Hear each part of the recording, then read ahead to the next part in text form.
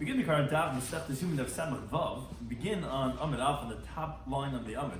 We're in the middle of a discussion from the previous Daf regarding a contradiction in the opinion of Rabbi Yehuda and the Gemara's resolution, and continuing to ask on that, and then come to the final answer of that question. Which corresponds because of today's Daf. Ben Yehudis.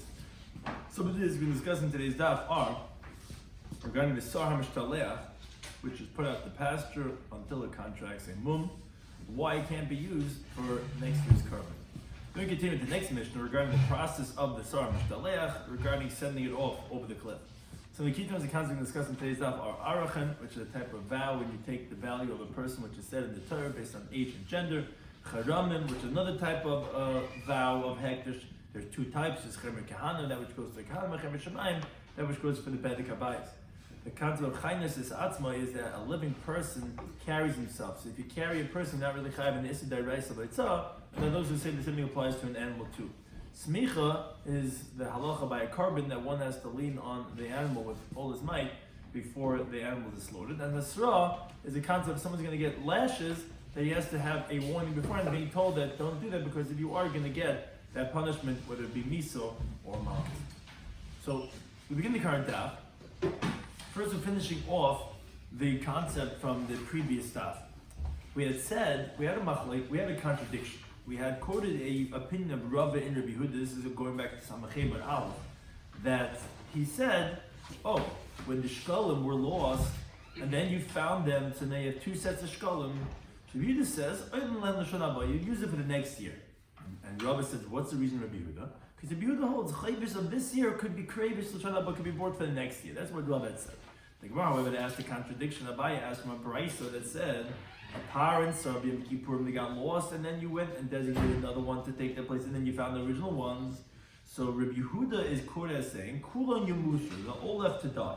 Says Rashi explained the Gemara's question was, you see that it's not brought for the next year. Why not? According to Rava, the way he explains Rabbi Yehuda, whose opinion is quoted in both of these texts, he says that you can go ahead and bring it the next year. So why can't you bring it the next year? So the Gemara had many different attempts. And attempt number 4, which is the one that we're in, which ended on the top of this Amud, on the top line, he says, you're right. The etzem you could use from one year to the next year, but it's a gzeira. What's a gzeira? Gzeira mishum chatash avash nasa. The problem is, you might use a chatas that bypassed the year, which the Gemara says, maybe? What I mean, it most definitely is next year. Fanayim Kippur to the Tzvait is a year. It says, no. It's going like Rebbe, who holds, technically, you could get in before the year, because he goes with a solar year, and therefore, from one Yom Kippur to another, which we go a lunar year, you'll be able to get it within the year. But Gezeira, because of that, that's what we're saying, that we don't let you save it to the next year, as a Gezeira. So that's what our Gemara takes off on that, and asks a similar question as we had asked in the previous Dafim, but coming from a specific angle. So the Gemara says, this is the top line of Samach Vav. Okay, that makes sense. The case of the Higud of Yom Kippurim, that you're telling me that you're not allowed to save it for the following year, you have to let it die, as a gezer, because you might use it even after the year passed. But Parmai Glamemo, what do you say? The bull, which as Rashi explains, is a ben shalosh. It could be, it's 3 years old. It doesn't have to be in its first year. So what's the concern? So says the Gemara, you're a gezer par altusar. We're concerned that if we let you use this par, you might come to do the semi-sar. And since Sar, we don't let you we save it for the par either. Says the Gemara, almost because of a Gezer, we're going to make it die? If anything, like Rashi explained the previous stuff, let it graze. But because of Gezer, you're going to have it die? Void, moreover, says the Gemara, this whole case that you're explaining why we're all concerned is because of a Chatas that might have bypassed its year. That's L'Reya Azla. It doesn't die, even the original, even the sire. Forget about Parot the Sar. The Sar, which was, even if, let's say it was the Gezer that you're concerned, it was left over the year. Even that is not left to die. That is left to graze. The Amar Resh Lakish, he says, Chatas Shabashnasa, Bachatas, which is supposed to be Ben Shana, and already bypassed its year. So really nice, so we see that animal, wherever it is, Kila here met this basic verse, as if it's standing in the cemetery, which obviously the Kohen cannot get to it. So technically it's like, he can't sacrifice it because in the cemetery. But it's not from one of those that are what's called the chatois hameisais. It's not one of the 5 that chatas shekipru balel or chatas she'abdu she'meisu balel. It's not one of those cases. Rather, it's just not sacrificed.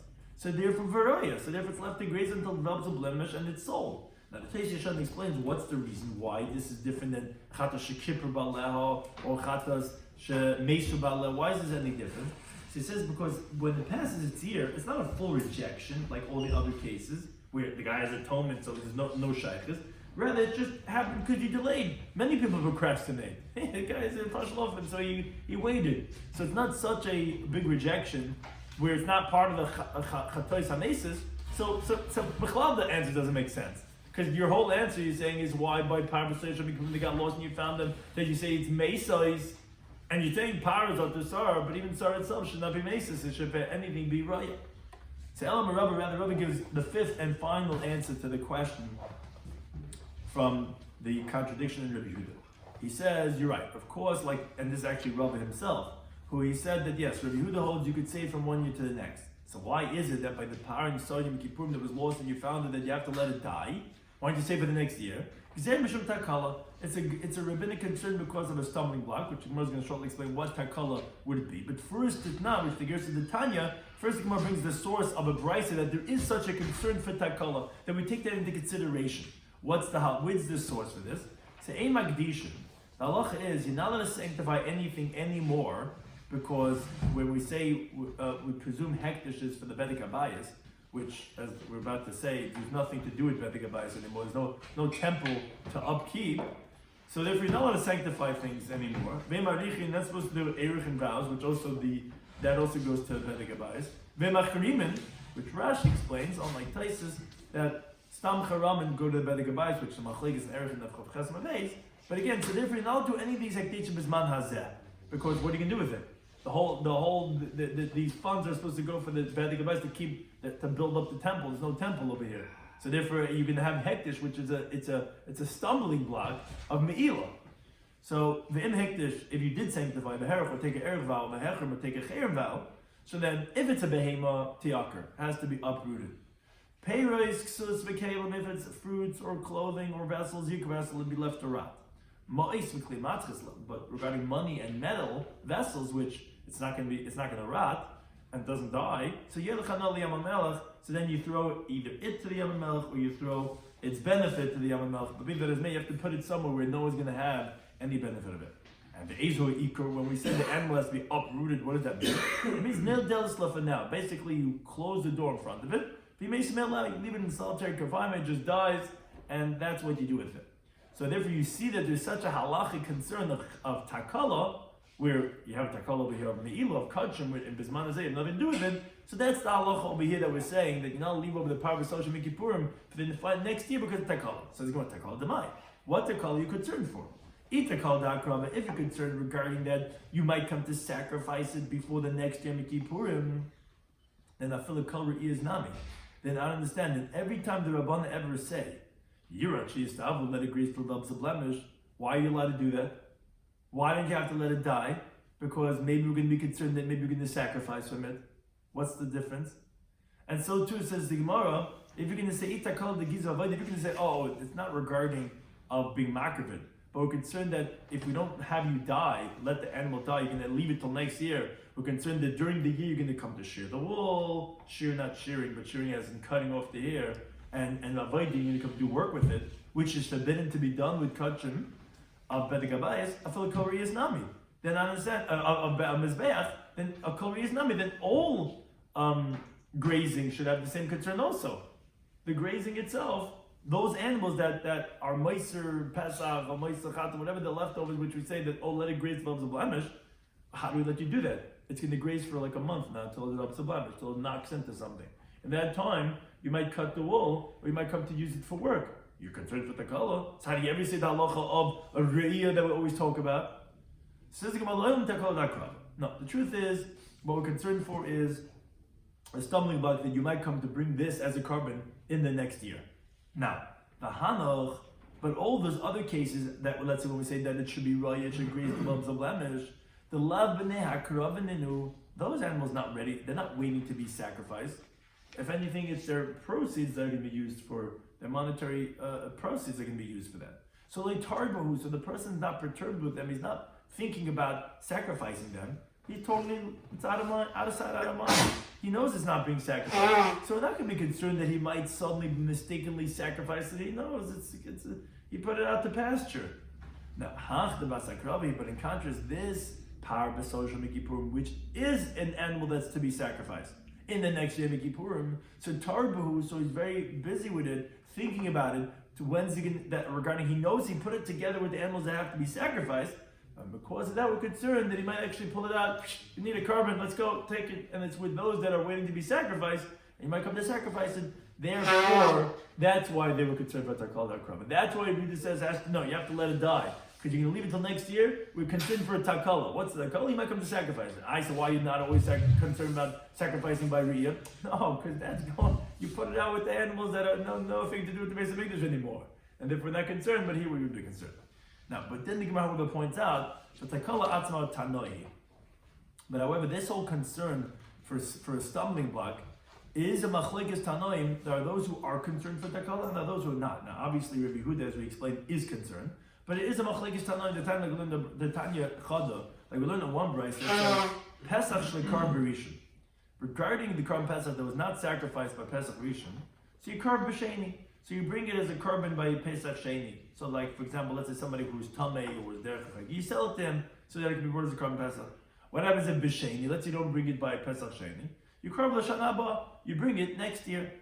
Now, but Tanya another way, it says, no, you're not going to bring it next year. It says, my love, isn't it? Talk about Takala Pligi, there Machlekes is regarding Takala.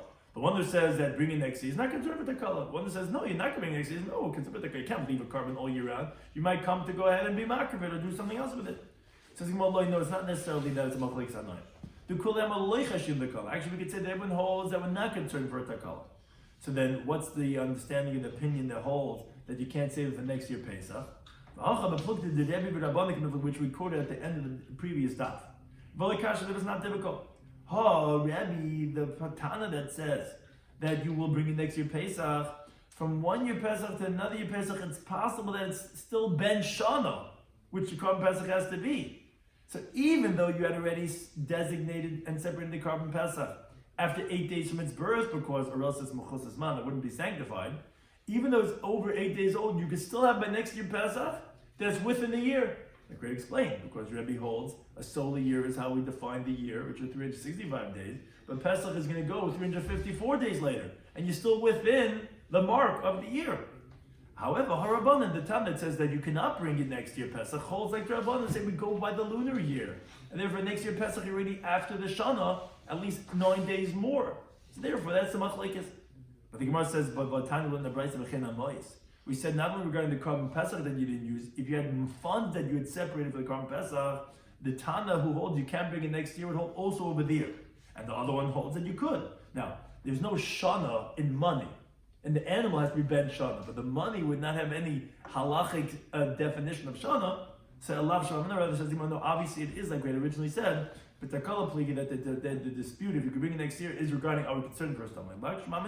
Because by money you wouldn't have that halacha of Teich Shana, and therefore it must be that this is a machlekes tanoim if we consider the kol. Now we continue with the halacha of this Masechta, where the Tana goes back in this next Mishnah to talk about the order of the Avodah, and he says that after the Kohen Gadol, he finished putting the blood of the par and the sar in the Beis HaMikdash, as we had said at the end of Parakoi Tziloi, which he did the Hazais in the Kodesh HaKodeshim between the Badei Ha'aron. And then he went and he did it by both the par and the sar, by the Berechis. And then he did by the four corners and Tir Shem Mizbeach. After he finished that, then says the Mishnah Boloi. So then the Kohen Gadol came, Itzel Sar Mishtalech. Now he comes to the he-goat that you send away, in the place where they had placed it over there, what's called Keneged Beis Shalucha, as we said on the Peimal from the Beis, facing towards where he's going to go out from the Azar to the cliff. And he leans his two hands on the animal and he confesses. And this is what he said, Ona Hashem, please Hashem, Chatu Abu, Pashu Levanech Amr Beisol. They sinned by mistake, they sinned deliberately, they rebelled against you, Hashem, your Jewish people. Ona Hashem, please Hashem, Kaperna Lechatoim Lavoins Vamsham. Atone, please, for the mistaken sins, deliberate sins, the wanton sins. Shechatu B'Shav B'Shav Pashu Levanech Amr Beisol. Like it says in the Torah of Moshe, your servant saying, and it says in the Pasuk of Yikra, because on this day they'll atone for you, to purify for you from all your sins, from Hashem, they will be purified. Now, and the kind of Ba'am, who was standing in the courtyard, when they would hear Shem HaMefarish, the ineffable name of Hashem, because when he said Lefnei Hashem, he actually said the Shem Havaya. So when they heard the explicit name, Shu Yitzim Pi Kohen Gadol, when they heard it coming out of the mouth of Kohen Gadol, this might depend on Nusach over here, where you say Kohen, Mazinktu or the Nish, I don't know, but they would kneel, the Mishtachim, they would bow down, they would fall on their face and say, Baruch Shem Kibben Machus L'Amved, blessed is the name, the glory of his kingdom, L'Olam V'ad, forever and ever. Then after that, Misar L'Mishahi Malichai. So they gave the Azazel over to the one that would take the goat to the cliff. Now, the Mishnah tells us, Hakol Kshem Malichai. Everyone is able to be that emissary to bring the goat to the cliff. Elash Asa Kahanim Gedolim Keva, but the Kahanim, their custom was that they would make specifically the Kohen to go ahead and transport the Azazel. And the courts of the Kahanim would not allow Yisrael or regular Yisrael to bring it. Now, however, Amar B'Yisi, he says, Maisa, there was a story, there was such an incident by Licha Arsla, actually Arsla was the name of his name, that he actually went, and the Yisrael, he actually was a non-Kohen, he was a Yisrael. Now, Bekevish, there was like a ramp, there was like a type of an elevation that also like they made for this transportation, which was a high elevation, which they would leave through this ramp out of the Azar and out of the city. Why? Because so that the Babylonians should not be able to touch this, the one who's taking the Azazel, because they would tear at his hair. They would say, Tul b'tzei, take and leave, don't delay our sins any longer. So to protect the Mishalech, they would mamish pull at his ear. They made this ramp, this whole bridge that he should be able to leave that way, that they shouldn't go ahead and torture him as he's leaving. Now the Gemara makes a diuk that we said by this confession of the Mishalech. Regarding his confession, the Gemara says, it says for Amcha Beis Yisrael, but it doesn't say for the sons of Aaron, your holy people. It says the Gemara Tana, so who's the Tana of our Mishnah? So remember, he says the Lake of Yehuda must be not like Yehuda.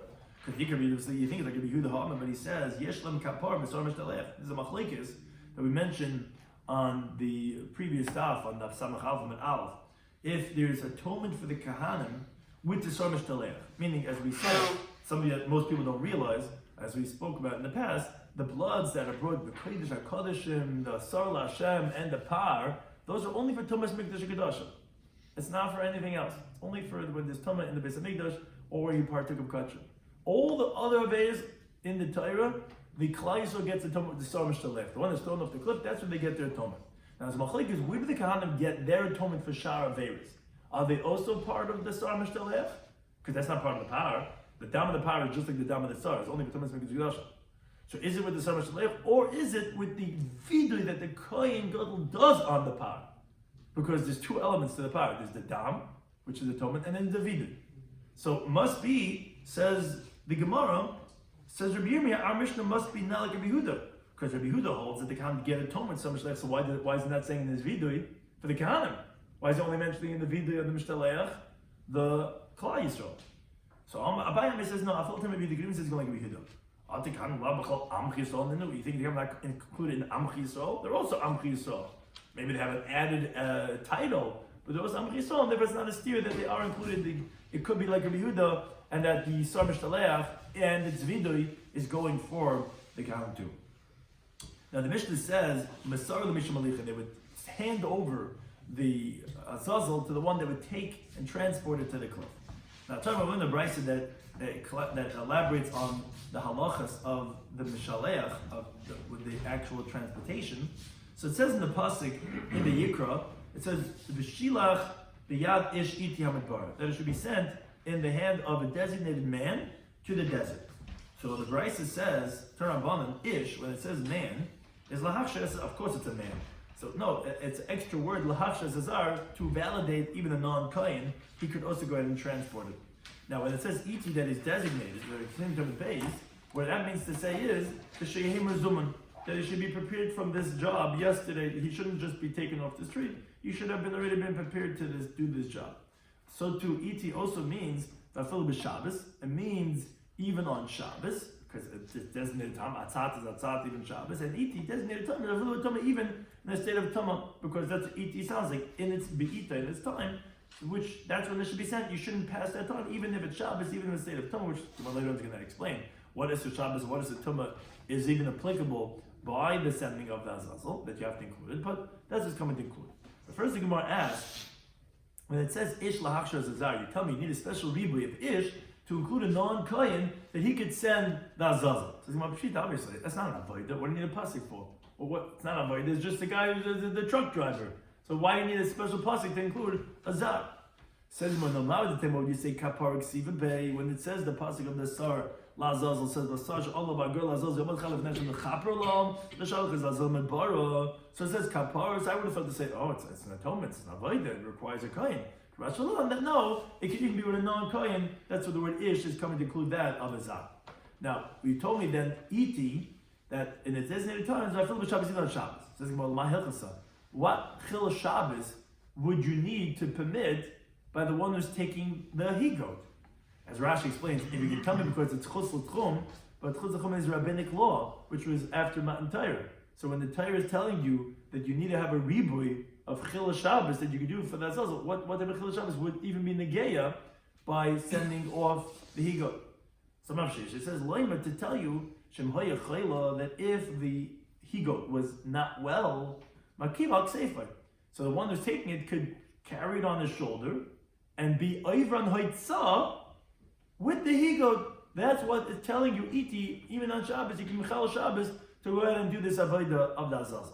Says, wait, come on, who's this like that you need to have a ribui to say that is chil Shabbos and then you're permitted to do it on Yom Kippurim? It's the like Reb Nosson. Because the Reb Nosson, he says, chai noises atzmai. He said, a living creature carries itself, and therefore it's actually only asad drabanan, which is machligim, said the Shabbat of Zali Al Manav, according to Reb Nosson, you don't need a Torah to tell you, it's not Issa Deraisa. So it must be not like Reb Nosson. Says, you can even say it's like Reb Nosson. Because chol hashami, if it's sick, it's different. Because when it's sick, it doesn't carry itself. And then if you're carrying the sick animal, it's only you who's carrying it. So it's not like two people carrying it, you and the chai. You're carrying it yourself, and the one who's carrying would be Mechal Shabbos. For carrying, that's what we need to tell you, that you're allowed to do that even on Shabbos, because E.T. tells you, Afilah b'Shabbos.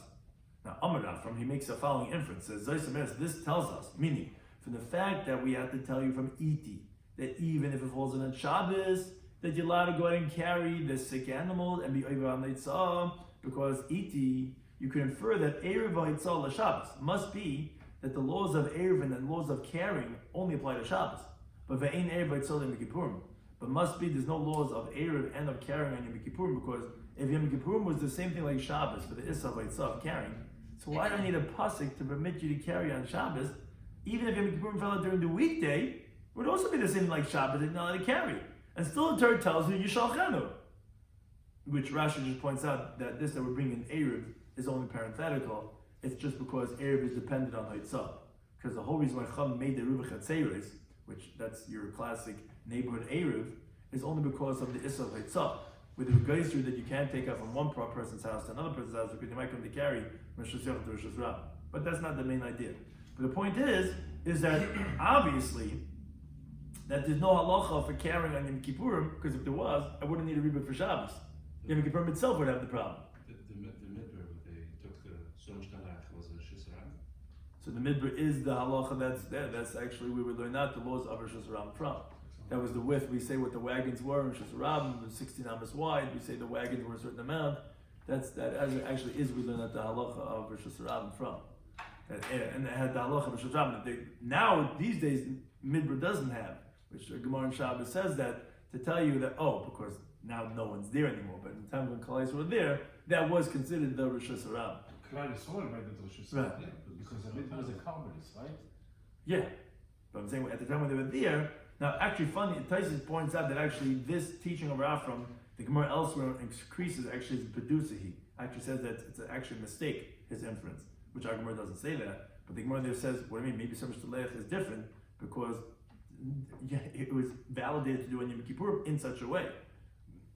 Who said that there's no Isra of Haitzah on Yom Kippurim and that we need ET to include for Shabbos? No, maybe that's the Torah is telling you to do Mishtalech, which will tell you whatever it requires. Maybe Yom Kippurim really has the Isra Haitzah just as much as Shabbos. It's just here the Torah is telling you to do it. So therefore, there's no necessarily inference that, but that our Gemara doesn't reject it. He just quotes his teaching that says, well, obviously no Isra Haitzah, and you have to tell me, but on Shabbos, where it would be from Isra Haitzah, that ET would tell you that's going to be permitted. Now the second teaching we said of ET is a little bit tum. Said, yeah, it has to be in its time, even let's say if there's a halach of tum. Says, what type of Issa Tumah of Mikdash Kedusha would there be with sending away the animal that you have to say is Teich Tumah? It's not done in the base of Mikdash. What's the problem? Where is there any problem about Tumah, about sending the higo to the cliff? So Rav Sheshes limits to say, Shemnitma Mishalchay. It means to say that if the one who's sending he's the guy, the one who's doing the transport, he becomes Tameh, that even so, Nichnas Tameh Lazar, he's allowed to come in the state of Tameh to the Azar, because where would the Kohen go to do the handoff? Would be in the Azar. And then the Meshalchi, then he sends it off. That's a Chiddush, because now we're going to the Azar Tameh, and say, no, Deicha Tumah. He's allowed to come into the Azara to get the Azazel to go in and take it off. That's a Chiddush that was saying, Iti is Afil B'Tumah. Now, the Gemara introduces a conversation that the student said, Ezra, but he has many questions, because one of the questions is a question that we just mentioned before. So it brings in this conversation with Rabbi Eliezer. Shalosh Rabbi Eliezer, ask Rabbi Eliezer the question we just mentioned. Chala, if let's say the Sar HaMishtalech becomes sick, Ma'or Shekavel Kasefa. They asked him this question: could you carry it on your shoulder? Which essentially is this question regarding carrying on Yom Kippurim, carrying on Shabbos, the animal. But Amalahem, he told them very enigmatic answers. He said, Yochel laharkev ani va'atem. He says, what do you mean? The higot is so strong and healthy that it can carry me and you on it. So he's saying, what are you asking this? If the higot is not well, can you carry it? Can the person carry it on their shoulder? The higot is so strong, he can carry me and you on it. Which later on, the Gemara is going to explain why didn't he want to answer that question. It was because he didn't want to say whatever he didn't hear explicitly from his Rebbe. So he knew the answers, but he didn't want to say. So he just gave these these types of deflecting answers, which avoided the question. So they asked him another question. They says, "Chala meshalcha." What happens if the one who's doing the transport, he became sick? Could, although we know he's supposed to be designated from the day before, can you send it with someone who says I'm not feeling well today? Could he send it with someone else? So Amalham said to them, "Hey, b'shalom aniva atim." He says, "Me and you, we're good." In other words, why are you asking such a question? Neither me nor you are going to have to send this. I have to be the doing the transport. So why are you asking the question? That's another question. He says, "Dachafai." Let's say the one who's doing the transport pushed the animal off the cliff, and didn't die. What's the halacha to go down after the animal and then go kill it? So Malami said to them, quoting the pasuk in Shaftim, Hashem, so too all your enemies Hashem should be lost like that. That's what he responded. Now, that's what he answered. But the sages, they answered all the questions. They said, Chala, if the Azazel becomes sick, yes, Makivak said, you could carry it on your shoulder. Like we said, E.T. tells you, even on Shabbos. Chala Mishalcha, if the one who was supposed to send the got sick, you could send it through someone else. If you push it up the cliff and it didn't die, you go after it and you kill it that way. Now, similarly, the Gemara brings that Shalosh Rabbi Eliezer, again, they asked Rabbi Eliezer these types of questions, that Pliny, that person, which Rashi brings two interpretations. Either they were asking regarding a certain specific person that was in his dar, in his generation. They asked him, what's the halacha? Is he going to have the world to come? What does he appear to be in your eyes? Now, Rashi brings some interpret that he was asking regarding Shloime HaMelech, Shloime ben David. They had asked him, now which Rabbeinu Chanan explains what the question they had asked him regarding Shloime HaMelech was, do we hold a Rabbi Yonason? Rabbi Yonason says, although there's a famous Gemara that talks about all the great leaders of personalities of Tanakh, that they sinned, Ruvain, and this and that, so do we hold a Rabbi Yonason that says whoever says Shloime sinned is only mistaken because although it says all it's saying is that his heart wasn't as complete as his father David, but it's not that Shloime Melech had sinned. So they were asking him, what's the halacha is for Shloime for Olam Haba? So Amalei, again, he did deflective type of answering. Says, Lo yishal tuni ela al pleni. Says, maybe only asked me regarding his son, regarding Avshalom, which, yeah, he was mezana with his father's Pelegish. So he didn't answer the question. He just said, oh, maybe only asked me regarding pleni. Then they asked him, Ma lahatzal roya. What's the halacha for the shepherd to save the kivsa min ari, to save the lamb from the lion? Which Rabbeinu Chananel explains, and Taisus follows on this too, that in other words, Bathsheba, she was considered as the lamb in the famous prophecy that Nasna Navi has said to David regarding, hey, you have all these wives and you're stealing this one lamb from, so in other words, to save Bathsheba from David, to be holy Rabbi Yonasan in Ksubas Avteson Beis, that whoever went out to fight in the wars of David HaMelech, he would write a get to his wife. And Uriah had given a get to Bathsheba. So, is this considered that we had to save Bathsheba from David, or maybe David had done nothing wrong by taking that lamb from the lion? Meaning, do we have to save the lion from the lamb? Meaning, the lamb from the lion, David HaMelech is the lion. Do we have an obligation to save the lamb from the lion? Someone may said to them, which the others who bring the Girsha should be Elah Loroya, which again he was being deflective, like a good politician would do. He was just saying, well, instead of asking me regarding the lamb, ask me regarding the shepherd. So they asked him, okay, what's halacha to save the shepherd from the lion? Which again, this question is that what's the halacha regarding to save Uriah, who he's considered the shepherd, from David? In other words, do we hold that you're allowed to apportion honor to the student even when the Rav is there? Because he had said, Adoni Yoyev, he said, my master Adoni, Yoyev, my master, which is not considered Murder Malchus, and therefore you're allowed to save Uriah from David HaMelech. Or maybe we say, no, you're not allowed to give cover to the Talmud in front of the Rav, and that's considered Murder Malchus, and therefore he was Chayv Misa. So Uriah is considered as the shepherd, and David HaMelech is the lion. What's halacha? Were we supposed to save the shepherd from the lion? Someone let me say to them, Lo yishal tuni ela l'roya, which again, either the gears is ala kivsa, but basically, you have to ask me regarding that if you're allowed to save it from the lion. So essentially, he didn't answer the questions. A different question is, Mamzer mahu leirish. What's halacha regarding a illegitimate child? Does he inherit his father? So, Amal Lahem, so he said to them, Ma'u liyabim. Says, oh, well, you should ask me a different question. What's halacha? Could he do yibum to his wife's brother? So again, he didn't answer the question. But then they asked him, Ma'u lusted as basic. What's halacha? Today's times, are you allowed to go ahead and plaster your house? Is it forbidden because of tsar over the Churban Beis HaMikdash? So he told them, well, wait, you didn't ask me, but Ma'u lusted as kibbutz. Maybe ask me, are you allowed to plaster his grave? Which generally they would put plaster over there to know that there was tum over there to stay away. But again, he didn't answer any of the questions. He deflected every one of them by saying, well, maybe ask me this. Now, so the Gemara explains why he did this. It's not because that he was trying to push them away like a person who doesn't know what to answer, and he knew what to answer. However, he never said over something that he didn't hear from his Rebbe. So although he knew the answer, he didn't want to say the answer. The Gemara continues with another discussion that Shala Isha Chacham es Rabbi Eliezer, a wise woman, asked Rabbi Eliezer the following question. Since all the activities of the golden calf are all equally forbidden, what the Jewish people did when they worshipped the golden calf, so why didn't all the Jewish people at the Egel die the same way? There were three types of death. There were those who were killed by the sword. Simu Ishcharbai, the Levim went and took their sword and killed some of the Jewish people. There were those who died from a Mageva, from a plague, like it says in Shemez Amabed, V'yigev Hashem Esam. And there were those who died from Hadroikin, as the Pasuk says that they spread out the golden calf that was grinded up, and Moshe Rabbeinu threw the ashes on the surface of the water, as the Gemara says in the Mitzvah from Dalam and Alf. Moshe Rabbeinu's intent was that they should drink the water like Saitis, like suspected adulterous women, that their stomach should be bloated and should die that way. So why did they die in three different ways? So Allah said to her, "In chachma leisha el bepelach." It comes with the grace with the Rambams, comes to a fragrant child. The wisdom for a woman is only with the spindle, which again is very deep concepts over here.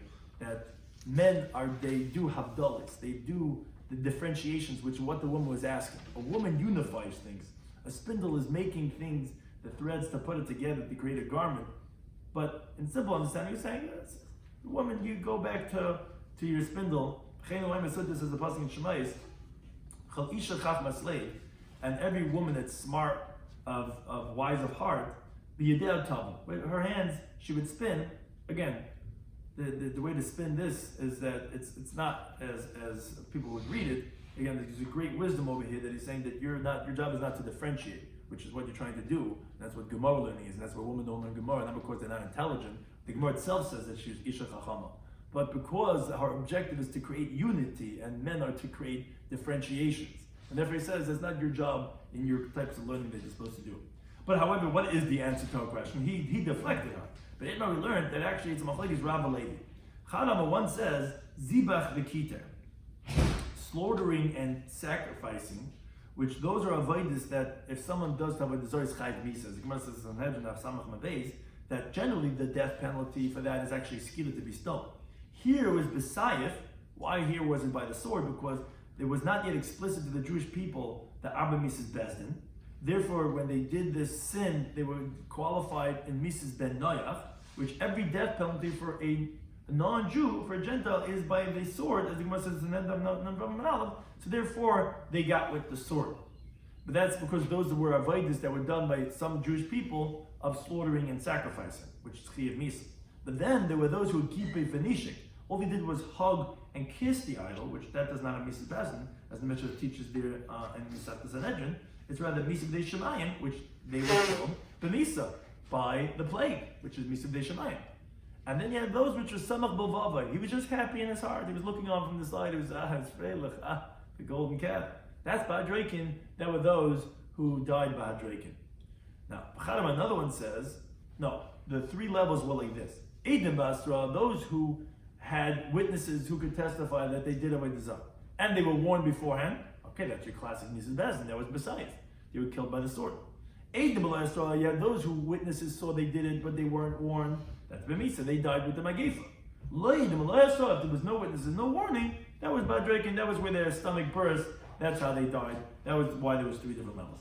Now, continuing on this regarding the Egel, so Amar Yehuda, he says, Shifter shall Levi lo the whole tribe of Levi didn't worship Avodah Zarah. Shlomo says in the pasuk in Shemais, the pasuk says that the Yaman Moshe b'shah hamachin begoyim, and Moshe Rabbeinu stood there by the gate of the camp, etc. Which the pasuk there says, and he said the famous words Mila Hashem alai, who for Hashem is to me, and by Yesvalav it says Kol b'nei Levi, which they were all included in this category. That all the people, the sons of Levi did not do Avodah Zarah. Now, Yasser Ravina become Lashmaita. Ravina was saying with his teaching, and Esvei B'nei Papa Barabba Ravina.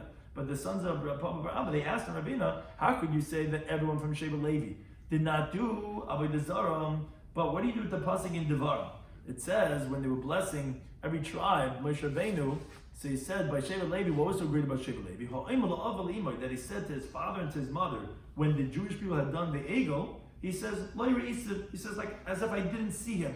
In other words, the people of Levi, the men of Levi, they became avzarim, they became cruel to take revenge of Hashem on their Aviv and their Imay. The question is, obviously his father, his mother, his brother, his sons, they all did Avodah Zarah, because how else did they say it? It didn't look twice. Thank you, it's a family member. That's it. You did Avodah Zarah. We're going to kill you. But I thought all of Levi didn't do Avodah Zarah. So it says the Gemara, when it says Aviv, when it says his father, it actually means Avi Ima Mi Yisrael. It means his grandfather, who oftentimes is called father, which his mother was a non-Levi, and it was his mother's father, it was his maternal grandfather. That's who he killed, but he was from Sheba Levi. No one from Sheba Levi did Avodah Zarah. This is Achav, his brother. It was Achav Mi Ima Mi Yisrael. It was, they had the same mother, but it was his maternal brother, which was from the same mother, but he wasn't a Levi.